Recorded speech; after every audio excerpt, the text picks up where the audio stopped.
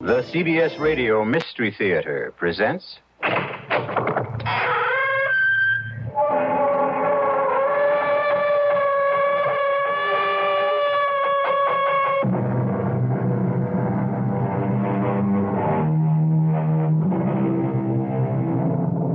Come in.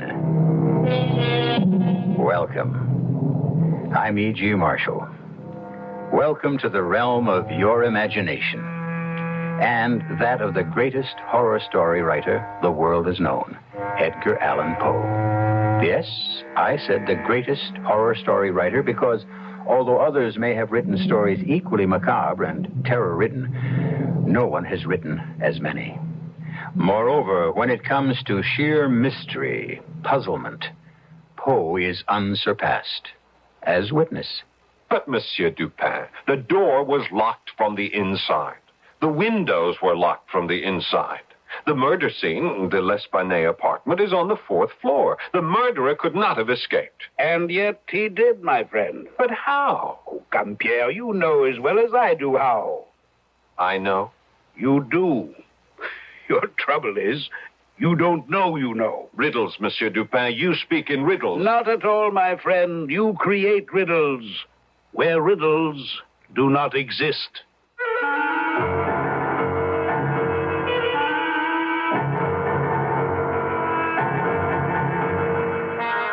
Our mystery drama, The Murders in the Rue Morgue, was adapted especially for the Mystery Theater from the Edgar Allan Poe classic by George Lothar and stars Paul Hecht.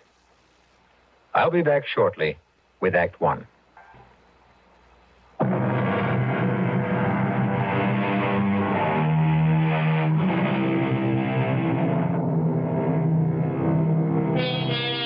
Well, now, my friends, make yourselves comfortable.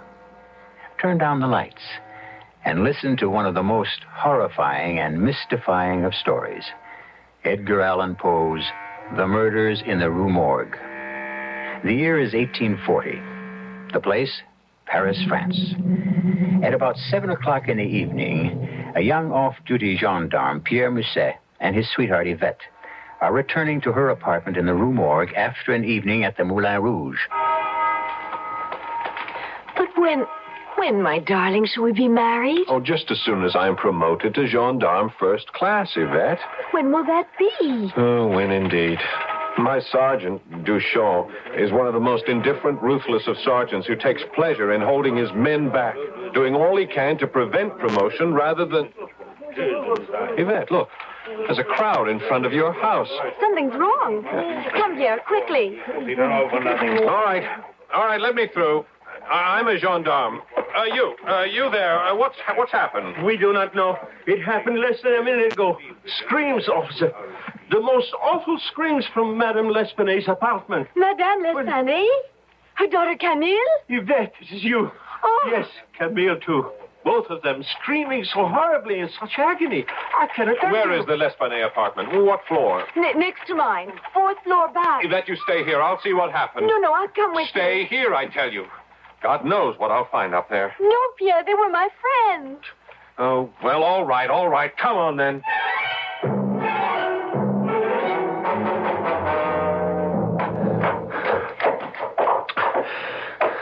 Is this the apartment? Yes. Oh, all is quiet. Too quiet.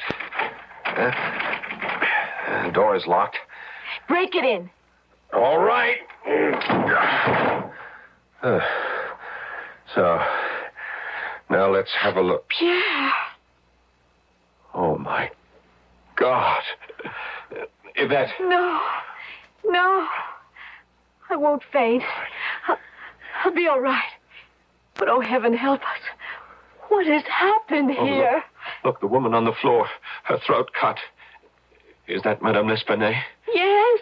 But her daughter, Camille, where is she? The bathroom door. It's closed. Perhaps... I'll go and see. No, it's empty. The kitchen, then. It's the only other room. No, there's no one in the kitchen. But where can she be? The door was bolted on the inside. The windows. They're closed. Yes, but... Yeah, and this one's locked. Look, it's nailed shut. You see the nail? The window next to it is nailed shut, too. And anyhow, it's a sheer four-story fall to the yard below. Camille couldn't have left that way. Oh, Pierre! Be Pierre! calm, Yvette. We must both be calm. In the face of this? Oh, poor madame. Her throat cut. Look here. This is strange. A bag of gold pieces. Napoleon strewed all over the floor. Oh, perhaps the murderer heard us coming and hurried to make his escape before... What escape? How could he escape? The door is bolted on the inside. The two windows, the only windows in this apartment, nailed shut. How could he leave? How could Camille leave? Impossible. It's just impossible. Well, it makes no sense. Here, give me a hand. Get this poor old lady off the floor onto the bed. Yes. You take her by the feet. I'll lift her by the shoulders. Ready? Yes. All right. Now, lift. Oh, good Lord. Pierre. Her head. It fell off. Don't faint, Yvette. Don't faint. Oh, no. Look, I must get a message to headquarters at once. You take it while I remain here. Wait. What, Pierre? The fireplace. See there? A lot of soot has been dislodged, fallen down from inside the chimney. What would that mean? There's only one way to find out, and that is to get down on my hands and knees and look up into the chimney. What is it? I'm looking into a woman's face. A dead woman's face. Her face? It must be Camille. She's been stuffed up the chimney, head down. Pierre, What? I'm sorry. I can't help it. I'm going to faint.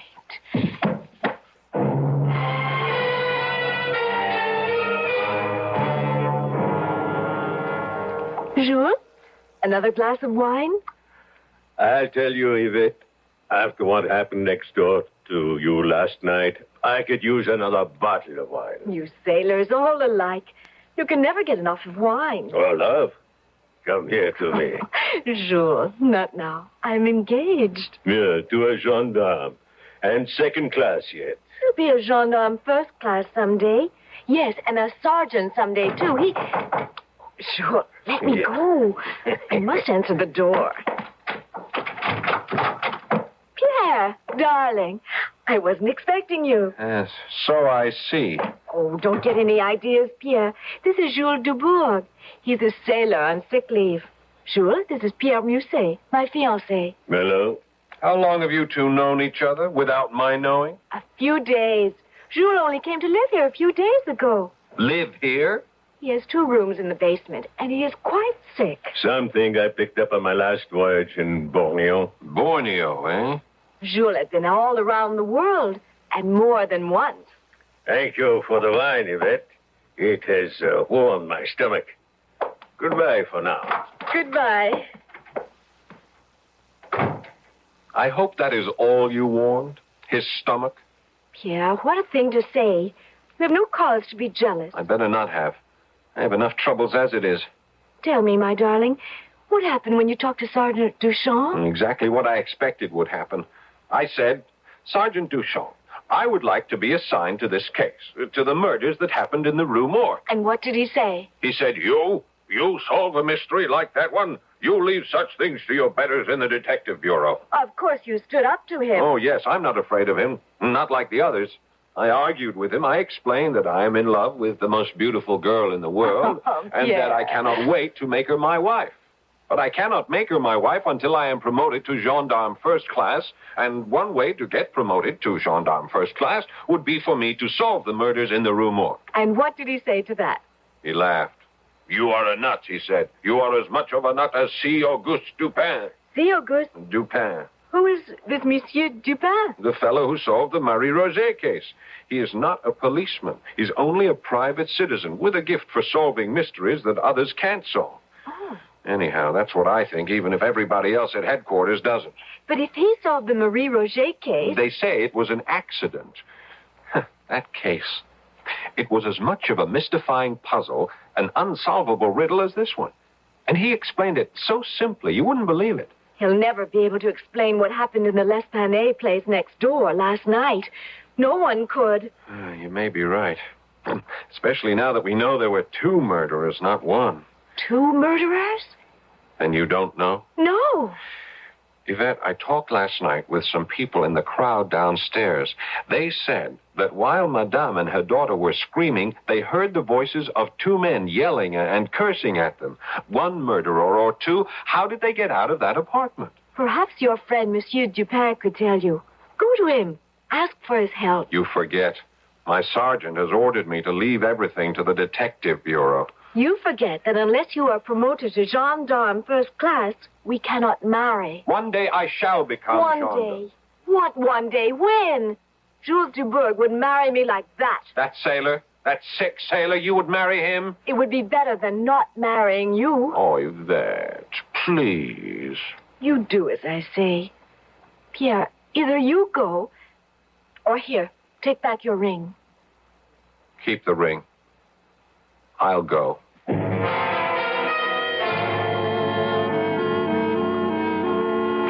Pierre? Pierre? Yvette! What are you doing here in Montmartre? I had to see you. This couldn't wait. Pierre, I found this shoved under the door of my apartment. Huh. Looks like a note. It is a note. Read it.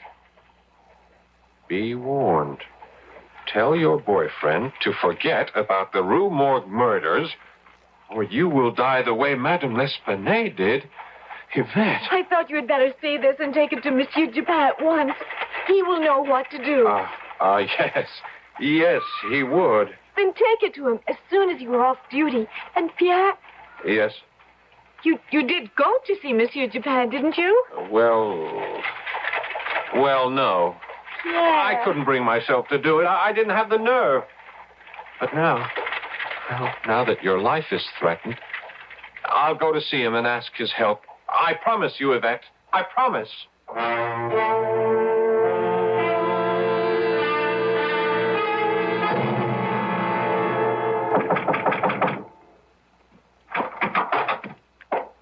Yes? Monsieur Dupin. C. Auguste Dupin. Yes? I am Pierre Mouzet. Gendarme, 2nd class, Pierre Mouzet. Ah, yes. You wish my help in solving the murders in the Rue Morgue, is it not so? You know why I'm here? Of course. But how? Oh, you were the first policeman to reach the scene of the crime. You are a 2nd-class gendarme, and helping to solve the murders would result in a promotion. And inasmuch as you yearn to marry a very beautiful young woman named Yvette... That's amazing. That you should know all this without our ever having met. Amazing. It's anything but amazing, my friend. It's simplicity itself. Everything I've just told you was fully reported in the newspapers. Oh, now then, won't you come in? And so what was to Pierre an amazing deduction turns out to be no deduction at all.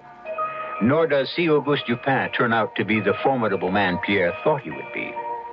As to whether Dupin can bring our 2 lovers happily together in marriage by solving the apparently insoluble mystery of the murders in the Rue Morgue, we shall see when I return shortly for Act 2.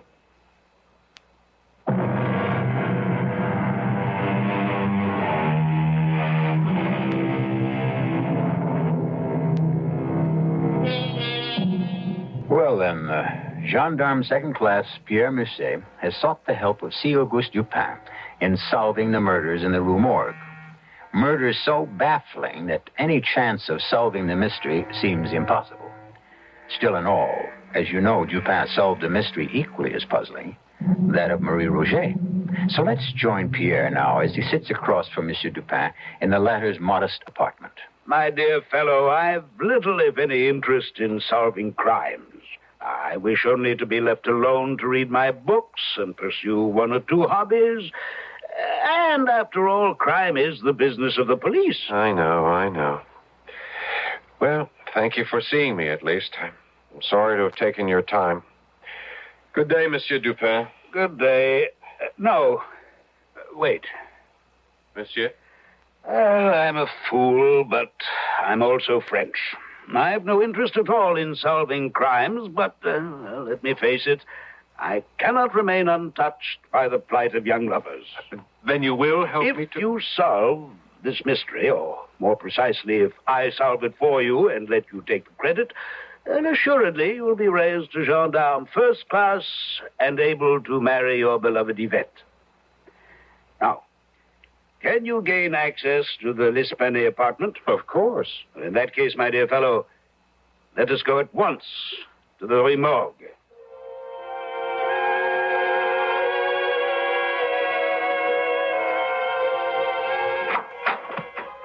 The door is unlocked, yeah? Yes. As you can see, Monsieur Dupin, it was bolted on the inside when I broke the door in. The bolt was torn out of the wood. Small wonder. You're a big fellow. Ah, there. That large blood stain on the rug. That's where she lay. Madame L'Esplanade, with her head cut off. Now, the bag of gold pieces... It lay right here, on the rug. The gold pieces were strewn all over the floor. You know, I keep asking myself, why didn't the two murderers take the gold? But there is no answer. Because you're asking yourself the wrong question. The wrong question? Well, the answer to why they didn't take the gold is simple. They didn't want it. The question you should be asking is, why didn't they want it? Oh, yes. Yes, I see. Now, this is the fireplace where you found the body of the daughter, Camille? Yes. Stuffed up the chimney, feet first, the head down. Again, I keep asking, how powerful must these men have been to be able to do it? To stuff a body up a chimney with such force that... I don't know how many bones were broken. My friend, you have a positive genius for asking the wrong questions. Again, it's not how they do it, but why did they do it? What reason would they have for doing it? I can't answer that. Maybe there was no reason. There's always a reason, Pierre. Now, what else was there? Ah, yes, the windows. You say these are the only two windows in the apartment? The only two. None in the bathroom, No. in the kitchen? None. And these appear to be kept locked with a nail in each. And let's see. I pull the nail out of this one and open the window. Well, the murderers couldn't have escaped this way. Even if the windows had been open, it's a sheer drop, 4 stories to the ground. So I see. I also see a drain pipe. But if the windows were locked... They could not have been locked. But they were. Oh, my friend, God also gave you a brain. As with your eyes, use it. You know the murderers did not escape by way of the door. It was bolted on the inside, and you broke it in. True enough. They could not have escaped by way of the chimney. It follows that they had to escape via the windows, using the drain pipe to reach the ground. But I tell you, the windows were locked, just as they are locked now, each with a long nail. All the windows in this house are the same. A hole is bored through the window and into the sill. To lock the window, you push a nail through it into the sill. Well, you just pull that nail out of this one. But not the other. You do that, my friend. You pull the nail out of the second window. What for? To answer the question of how the murderers escaped. Now, do as I say. Pull it out.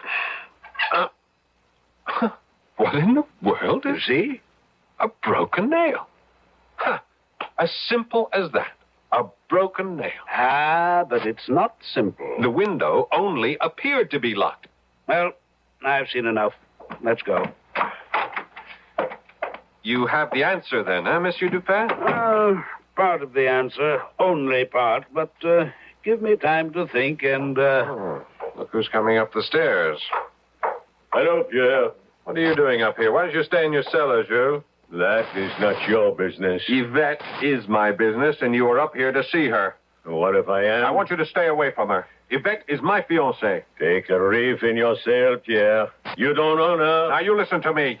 You take your hands off me. Take them off, or Gentlemen, gentlemen. What is all this? What's going on here? I want Jules Dubourg to stay away from you and you from him. Oh, you do? Yes, I do, Yvette. You are my fiancée. But not your wife.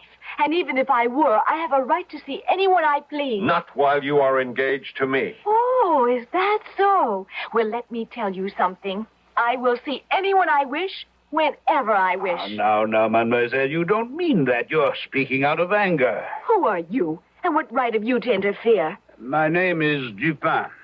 Auguste Dupin. Monsieur Dupin? Pierre, you went to him. He did indeed, mademoiselle, and believe me, your fiancé is not only a man of determination, but brilliance, mademoiselle. Brilliance?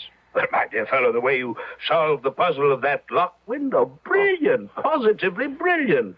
You'll be in the detective bureau before you know it. Oh, Pierre, that's wonderful. Wonderful.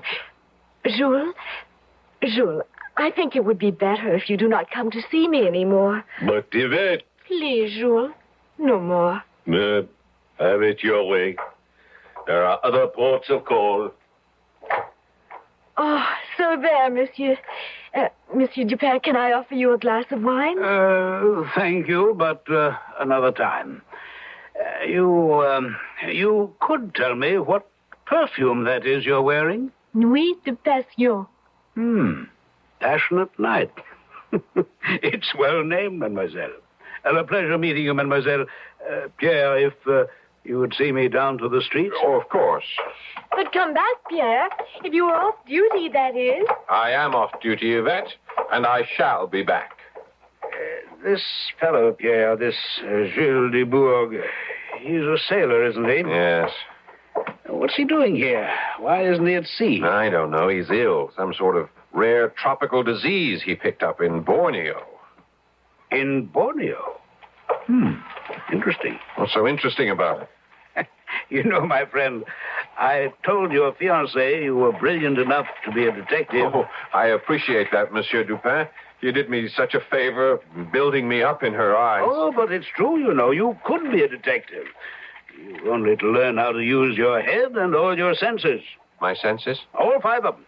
You see, everyone's senses, taste, smell, sight, sound, touch, all these tell things, but few people listen. For example, I noticed the scent of your fiancée's perfume. Have you? Well, I've always known she smelled exciting. But beyond that, you did not go. Now, you asked me why the fact that our sailor man, Jules Dubourg, contracted the disease in Borneo is interesting to me. Yes, I do. But you've no need to ask. It's as I said before. You know, but you don't know you know. Very well, then. I'll give you a lesson. Your first lesson in how to be a detective. Now, first, look. Then, see what you look at. Then, put 2 and 2 together and make sure they add up to 4. Now, for instance, put Jules Dubourg together with drain pipes and see where it leads you. Jules and drain pipes? I don't understand. You will. You will if only you think, my friend. Think.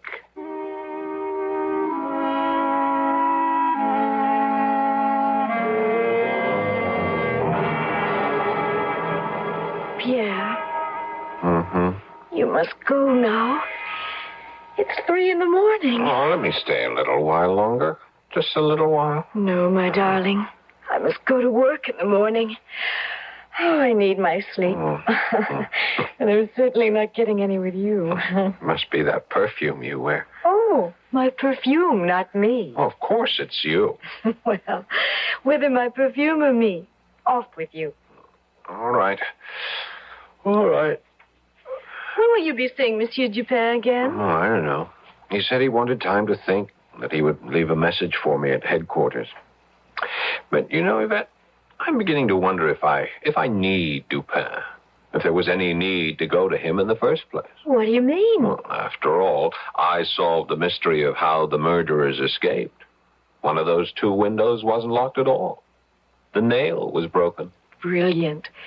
The murderers must have got to the ground by the drain pipe. The drain pipe. Oh, yes, the drain pipe. But even so, I've been thinking. No ordinary man could manage to slide down a drain pipe. He would have to be very strong. Yes, and agile. But you've thought of that, I'm sure. Oh, of course. Of course. Well, it's only a question of what kind of man would that be? Oh, I could think of any number. You can? But of course. A chimney sweep for one, a house painter for another, a circus performer. Huh? You know, an aerial artiste, a sailor like Jules de Bourgh, say. They're used to climbing things. Yes, that is a possibility. Jules de Bourgh, a definite possibility. Now, you let jealousy blind you. Jules is a sick man, for one thing, and doesn't have the strength, anywhere near the strength, to do what was done in that apartment. Whoever committed those horrible murders was more than strong. He was powerful, unbelievably powerful. Oh, but come now, you must go. You must. I'm going. Lock yourself in. Don't worry, I will. I'm not taking any chances, not after getting that note. Yvette, you have nothing to fear. Dupin and I are working on this case, and trust us to solve it in short order. I do trust you, my darling. Oh, I do. Good night, my sweet. Good night. Good night. Good night, my lovely wife-to-be. Good night. Bolt the door. I was about to. There. It's bolted. Good night, Pierre. Yvette! Oh, my God! Yvette! That's bolted on the inside. Oh, Pierre! Help me! Oh! Yvette! Help me! Yvette!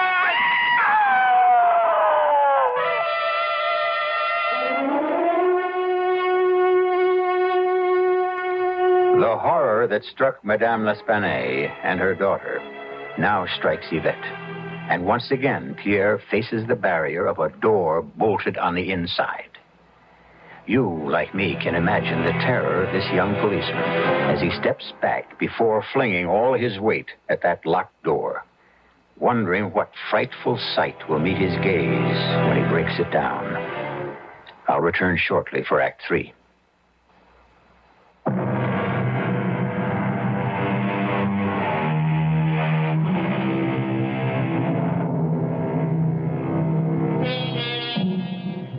What frightful monster haunts the Rue Morgue?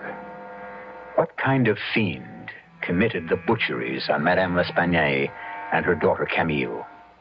These are the questions young gendarme Pierre Musset has been seeking to answer. Now it seems he's about to find those answers in the most horrible way imaginable.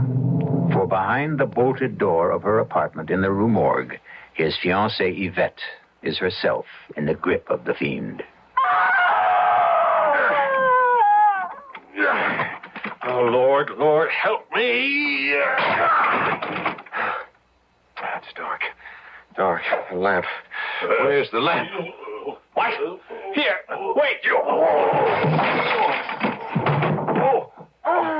What happened? Oh, my stomach. Yvette, where's that lamp? Light the lamp. There. Yvette. Heaven help us all. Yvette!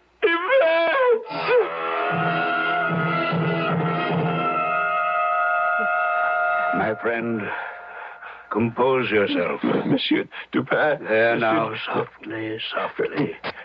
Now, tell me all about it. Well, as I said, I broke the door in. It was dark, but I could make out a shape. It was a huge, a monstrous man against the moonlit window. I saw him only for a second because he flung himself at me with such speed, with such amazing speed. He took me off balance. He struck me. A powerful blow in the stomach. Oh, heaven, I'm not yet recovered from it. Some wine, perhaps? No, thanks. Let me go on. Now, as I went down, I grabbed at him and... Here, look, I must have grabbed him by the hair on his head because I pulled these hairs out. Black. Coarse. Then I think I don't know, I lit a lamp. Yes, and I saw Yvette. Oh, my poor Yvette. Blood streaming down her cheek. Bruises already beginning to blacken her face. You took her to the hospital, Yes. you said. Yes, I did. What is her condition? Well, it's not fatal, thank God. Not even very serious. Badly bruised, cut over her right eye, but she's going to be all right. The monster failed to make good his threat to kill her. We may indeed thank God for that. Well, at least we know more than we did before, Monsieur Dupin. We know that the murderer is a big man, a huge man of unbelievable strength, and that he has black hair. We know a great deal more than that, Pierre. We do? Well, I do, and so do you. Only, as I've said before, you don't know you know. Oh, Monsieur. Monsieur, I do not have your brilliant brain. Oh, it doesn't matter. All that matters is that you can solve this awful mystery, that you can save Yvette.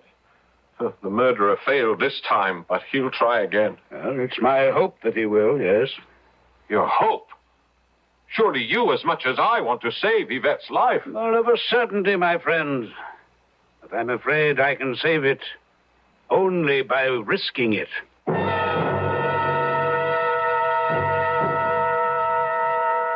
Yvette, you're sure you're comfortable on the couch?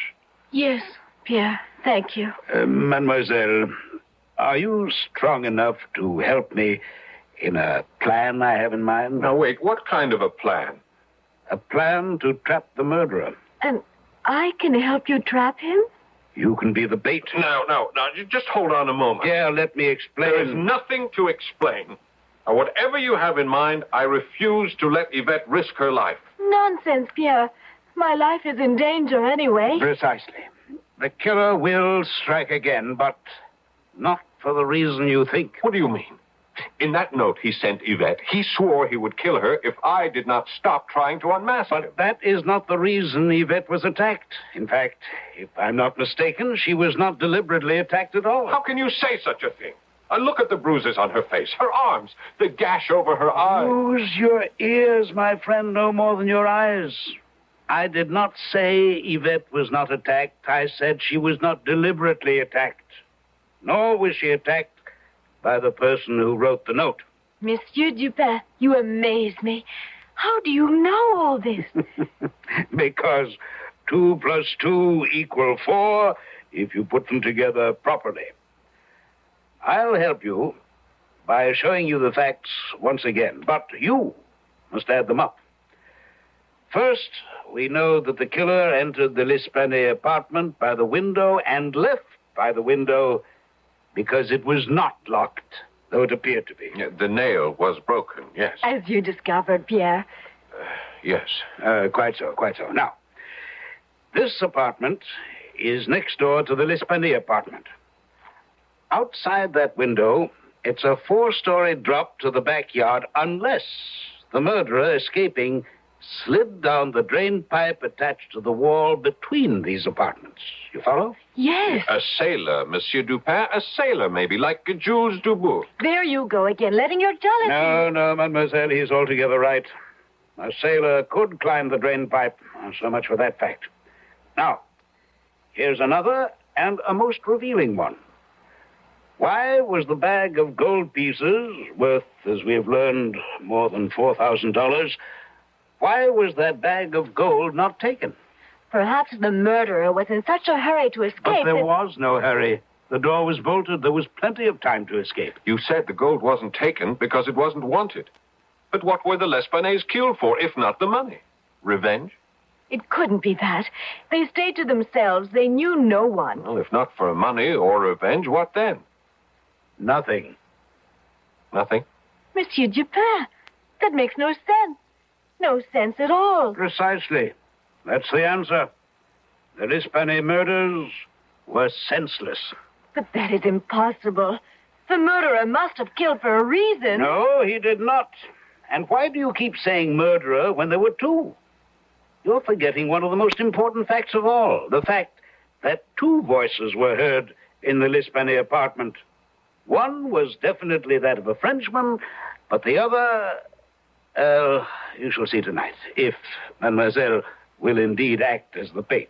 Of course. What do you want me to do? Do not lock your windows and do not bolt your doors. That is all. That is enough. Be calm, my friend. Your fiancée will not be alone. We shall be with her, both of us armed with pistols. Oh, and one thing more, mademoiselle. Monsieur?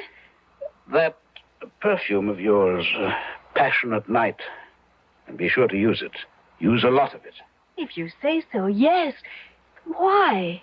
The murderer, I think, finds it enticing. If it comes to that, so do I.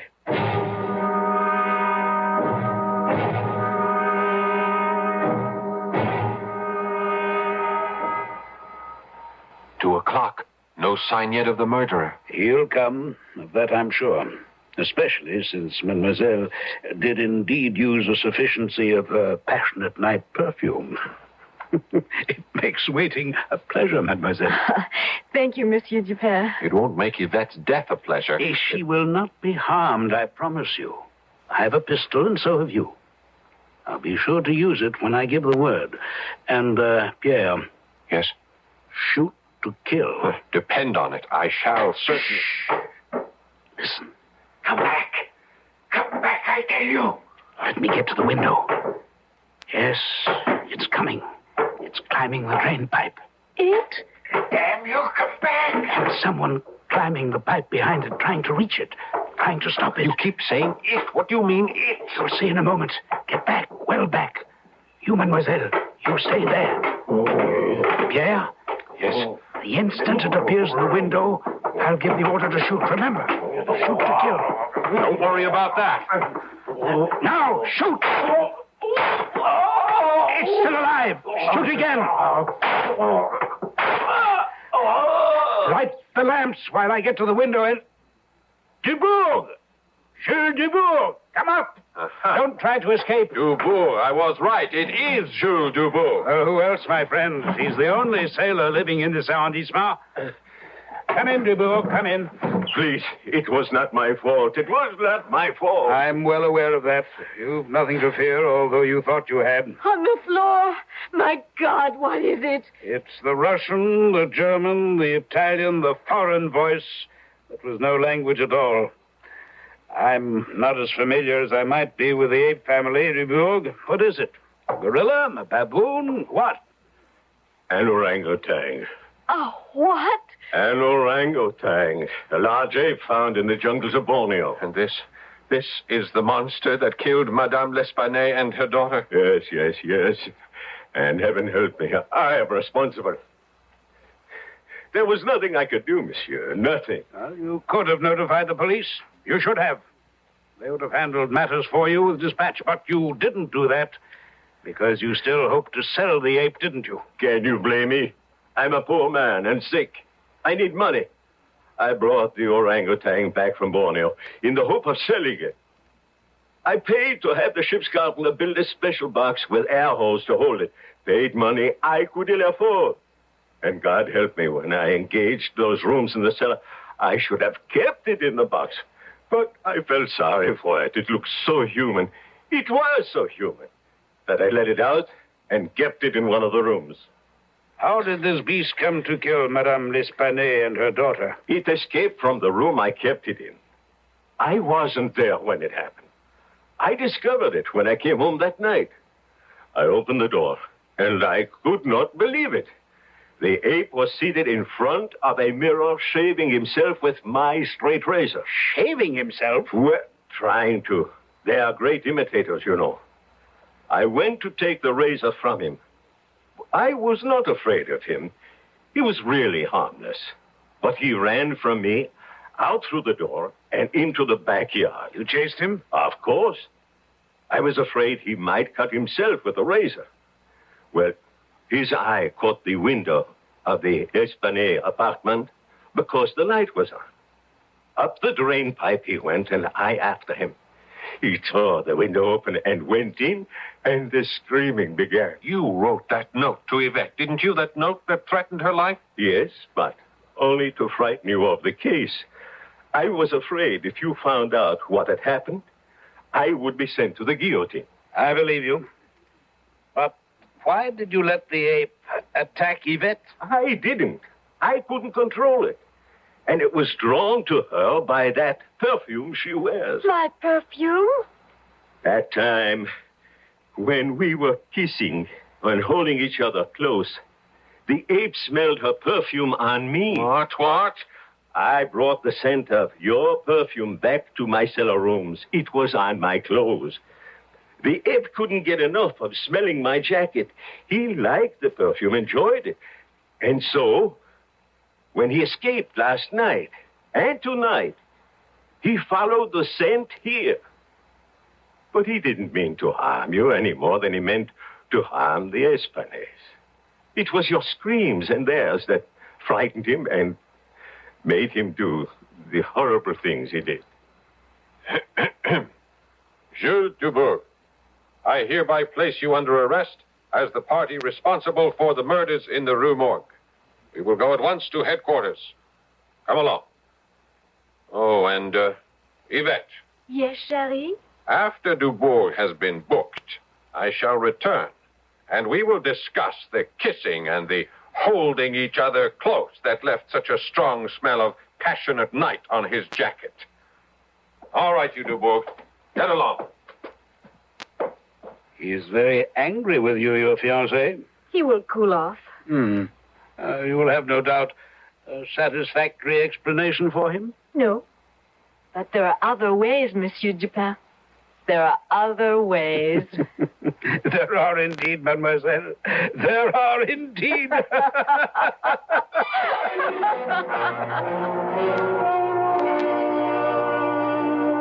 So ends the murders in the Rue Morgue.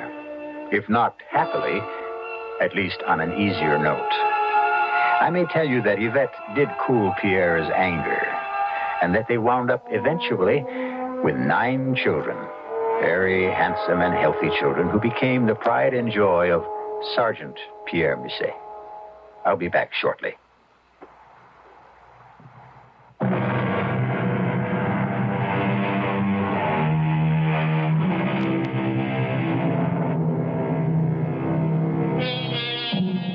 I cannot close without an expression of gratitude to Edgar Allan Poe, a sensitive man whose life was an almost incessant and unrelenting torment. Such torture for him that he sought release in alcohol and drugs. He yet gave the world immeasurable pleasure with his stories of the macabre, the horrible, the arcane. He may even have given to the world one of the greatest fictional detectives literature has ever known, Sherlock Holmes. I don't know about others, but I must ask, had it not been for C. Auguste Dupin, would there have been a Sherlock Holmes? Our cast included Paul Hecht, Guy Sorel, Corinne Orr, and Dan Acco. The entire production was under the direction of Hyman Brown. This is E.G. Marshall inviting you to return to our Mystery Theater for another adventure in the macabre. Until next time, pleasant dreams.